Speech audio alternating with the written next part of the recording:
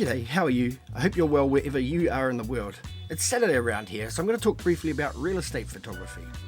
Now, I did real estate photography for a couple of years here locally in Wellington, New Zealand, and I found as a photographer it was a really great way of making money.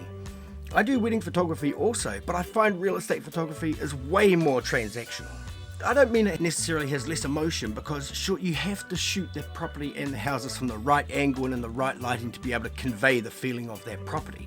But what I mean is there's a lot less pressure to get it right. Maybe get it right first time. I mean, let's just say if you bomb the shoot while you're shooting a property, you can always go back and do it again. Most likely, but you can't do that with the cutting of the cake at the wedding. Once you miss it there, you've missed it for good. So from that point of view, there's a lot less pressure.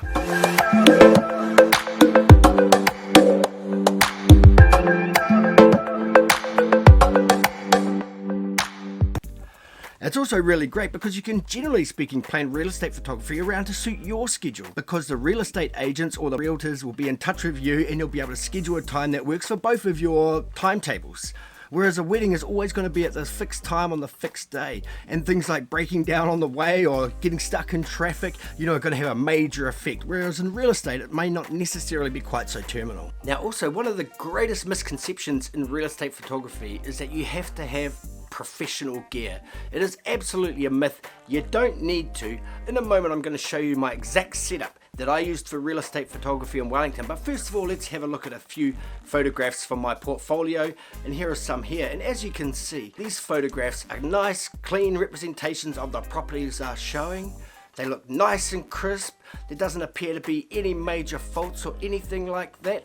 And I tell you what, because most people are viewing real estate photography now on their phones or on their laptops or their desktop computers, we're not talking about large format photographs or billboards or anything like that. So long as you can take the photographs right at the time, you're going to be able to produce professional looking images to satisfy the realtors and their clients. And that is the key, because that's how you get the callback. My recommendation in real estate photography is to start small. If you know a real estate agent or a realtor, ask them to let you take the shots.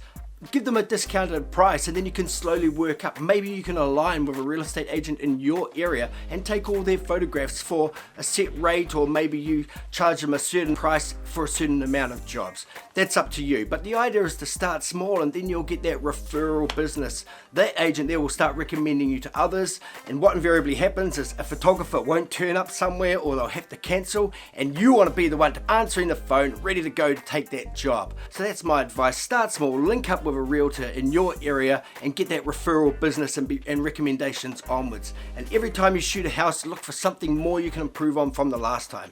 Okay, right, now I'm about to show you the exact kit that I use for real estate photography here in Wellington. Let's go. Okay, here it is here. Let's have a look at it. It's the Canon 80D with the Canon EFS 10 to 18mm wide angle lens. It's an f4.5 to 5.6 lens. It's not fast, but you don't need to, because you're shooting on a tripod. You can shoot with the shutter open a little bit longer. I also have a pretty dated Canon Speedlight 430EX2. Yay! And to be perfectly honest, I don't use the flash a whole lot. I sometimes use it to illuminate a dark ceiling or to pull out pockets of the rooms, but I really focus on using natural lighting. Look, I said you don't need pro gear, and you don't necessarily. You do have to have some good gear, but this is everything you need. You won't need one more single thing than this. I mean, at one point I was using the 10 to 22mm lens, which I found overall was better because it had less fringing, less chromatic aberration, but it also had more distortion in the corners. And if I set up the shot properly with the 10 to 18, I can achieve the same quality image. Alright, I'm going to wrap it up now, because that was just a short one, but the point of this was just to say, look, if you're a photographer and you're looking to learn new things, or you're looking to start to make a career out of taking photographs, then real estate photography is a really great angle in. It can help establish your credentials in a really burgeoning field of real estate photography. I mean, what property or what house was sold or rented these days without photographs? You'd answer that. And someone's got to be there behind the camera. It may as well be you. As I say, start small. Start with the gear you've got, or just build up a few more components so you can get into that market. I will just finish off with the point about the gear.